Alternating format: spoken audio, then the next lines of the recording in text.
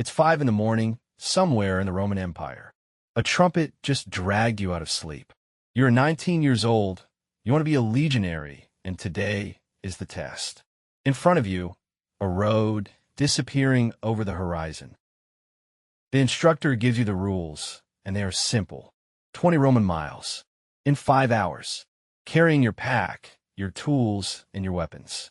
Everyone passes or nobody joins. This is not the elite unit. This is the entry exam. And here is the part that should stop you cold. This was not considered extreme. Farmers walked to distant fields every single day. Messengers crossed provinces on foot. Your great-great-grandparents, whoever they were, walked distances that would put most of us in bed for a week. And they called it Tuesday. So today's question, why could ancient humans walk 20 miles a day? Were their bodies different? Were they a different breed? And the uncomfortable follow-up, what happened to us? Because the answer involves your ankles, a hunting technique that sounds impossible and one of the biggest marketing tricks in fitness history. To answer it, we need a tribe in Tanzania, a Roman drill manual, the strangest hunt on Earth, and a Japanese pedometer from 1965. Let's open the file. First, the myth. They were just tougher back then, right? Built different. Iron people from an iron age. It feels true. It is also wrong. Skeletons from antiquity belong to the same species, same joints, same muscles, same heart as you. There is no lost superbody. The hardware has not changed. What changed is what the hardware was asked to do. So let's measure the original workload. Let's visit the last people on Earth who still live like our ancestors. In northern Tanzania live the Hadza, one of the last hunter-gatherer peoples in the world. Scientists strapped GPS units on them for years to answer one question. How much does a human walk when there are no cars, no shops, no delivery apps? Just legs. The answer, Hadza men walk around 8 or 9 miles every day, hunting and checking the landscape. Women walk around 5, digging tubers and gathering berries, often with a child on their back. Every day, from childhood to old age. No rest days, no off-season. That is the baseline of the human body, 5 to 9 miles a day for life. Not as exercise. Nobody is working out. Walking was simply the price of dinner. The commute to the supermarket, except the supermarket is the entire landscape. Now stack civilization on top of that baseline.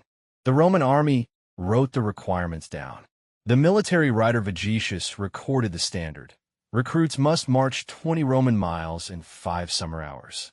At the faster pace, 24 miles. Carrying over 40 pounds of gear. Read that again. 20 miles in 5 hours under load was the definition of an ordinary soldier. Not a champion. Ordinary. And the empire ran on those legs. The legions built 50,000 miles of stone roads and then marched across them, day after day, for centuries. Oh, and one more detail about those legionaries. At the end of a 20-mile day, they did not collapse in a bed. Every single night, the legion built a fortified camp from scratch. Ditch, wall, palisade, streets. Then they took it apart in the morning and marched again. The march was not the workout. The march was the commute. And civilians were not far behind. Before trains, walking 30 miles to a market town and back was a normal errand. Pilgrims crossed entire countries on foot. For almost all of human history, if you wanted to be somewhere, your legs were the ticket. This lasted until shockingly recently.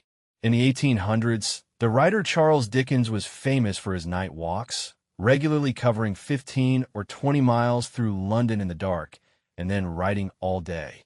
His contemporaries found it eccentric. A distance itself? Nobody blinked. Grandparents alive today still remember walking miles to school. Each way, daily. How is any of this possible? Because your body, the one you are sitting in right now, is arguably the best long-distance machine ever produced by evolution. Some scientists argue humans are not built to sprint. We're built to keep going forever. Look at the evidence written into your anatomy. You sweat buckets while furry animals overheat. Your Achilles tendon stores energy like a spring. Your bare skin, your long legs, your springy arched feet. Every detail says the same thing. This machine was designed for the long haul. Compare yourself to your closest cousin. A chimpanzee is far stronger than you, and it covers barely 2 or 3 miles a day. Then it rests. You, the weak, hairless, slow-looking ape, can casually cover 10 times that. Strength was never our trick. Range was. And here is the proof at the extreme: persistence hunting.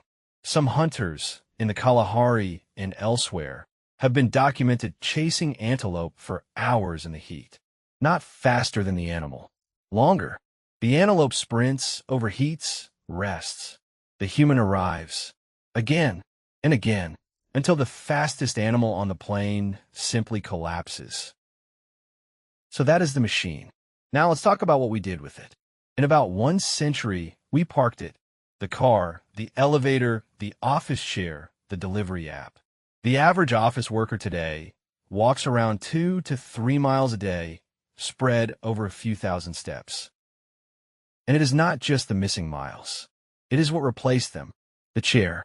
Most modern humans now spend the bulk of their waking hours sitting at a desk, in a car, on a couch. The greatest distance machine evolution ever built now spends its life folded at 90 degrees. From 9 miles to 2 in a couple of generations. Your skeleton is identical to the Roman recruits.